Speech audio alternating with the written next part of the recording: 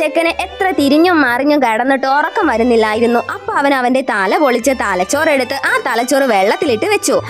തലച്ചോറില്ലാത്ത തല നല്ല സുഖമെന്നും പറഞ്ഞ് അവന് പൊതച്ചു മൂടി ഉറങ്ങി. തലച്ചോറ് വെള്ളത്തിലിട്ട് വെക്കുന്നത് പുറത്തു നിന്ന് ഒരു സോംബി കാണുന്നുണ്ടായിരുന്നു. സോംബി ജനല തുറന്ന് ഉള്ളിൽ കയറി അവന്റെ ഭാണ്ഡക്കെട്ട് തുറന്ന് അതിലേക്ക് ഈ തലച്ചോറ് കൂടെ വെച്ചു. പക്ഷെ നിറയെ തലച്ചോറുകൾ ആയതുകൊണ്ട് ഈ തലച്ചോറ് കൂടെ വെക്കാൻ പറ്റുന്നില്ലായിരുന്നു. സാരമില്ല, ഒരു തലച്ചോറല്ലേ ഉള്ളൂ എന്ന് വിചാരിച്ച് ആ തലച്ചോറ് പോക്കറ്റിലിട്ട് വെച്ചു. തലച്ചോറിന് പകരം കുറച്ച് ചില്ലറ പൈസ അവിടെ ഇട്ടിട്ട് അവിടെ നിന്ന് തലച്ചോറുകൾ വിൽക്കുന്ന ഒരു സ്ഥലത്തേക്ക് പോയി വരി നിന്നു. അവൻ എല്ലാ തലച്ചോറുകളും വിറ്റ് വീട്ടിലെത്തി താക്കോൽ എടുക്കാൻ പോക്കറ്റിൽ കൈ ഇട്ടതും ദേ ഒരു തലച്ചോറ് കൂടെ ബാക്കി. ഇനി ഈ തലച്ചോറ് കണ്ട് ആരെങ്കിലും പ്രശ്നം ഉണ്ടാക്കിയാലോ എന്ന് വിചാരിച്ച് അവന്റെ തല പൊളിച്ച് ആ തലച്ചോറ് എടുത്ത് തലയുടെ ഉള്ളിൽ വെച്ചു. പക്ഷെ ആ തലച്ചോറങ്ങ് വെച്ചതും അവന്റെ നിറം അങ്ങ് മാറി. സോംബി വെറുതെ പുറത്തേക്കൊന്ന് നോക്കിയപ്പോ ചൂള അടിച്ചോണ്ട് ഒരുത്തൻ വന്നു. മറ്റൊരുത്തന്റെ പെട്ടി അടിച്ചോണ്ട് അവിടെ നിന്ന് സ്കൂട്ടായി. അവന്റെ തലയിൽ നിന്നാണെങ്കിൽ ചോരയും വരുന്നുണ്ട്. ആ തലച്ചോറ് പുറത്തെടുത്ത് ഒന്നുകൂടെ നോക്കിയപ്പോ ദേ ഇപ്പൊ ചോരയില്ല. പിന്നെ വെച്ചപ്പോ അയാൾ മരിച്ചുപോയി. അങ്ങനെ വെച്ചു എടുത്തു തലപ്രാന്ത് പിടിച്ച് എന്റെ ആറ്റുകാൽ ഭാസ്കരന്മാരെ എന്നും പറഞ്ഞ് തലച്ചോറ് അവിടെ ഇട്ട് വീടിന്റെ മണ്ടയിൽ കയറിയിരുന്നു.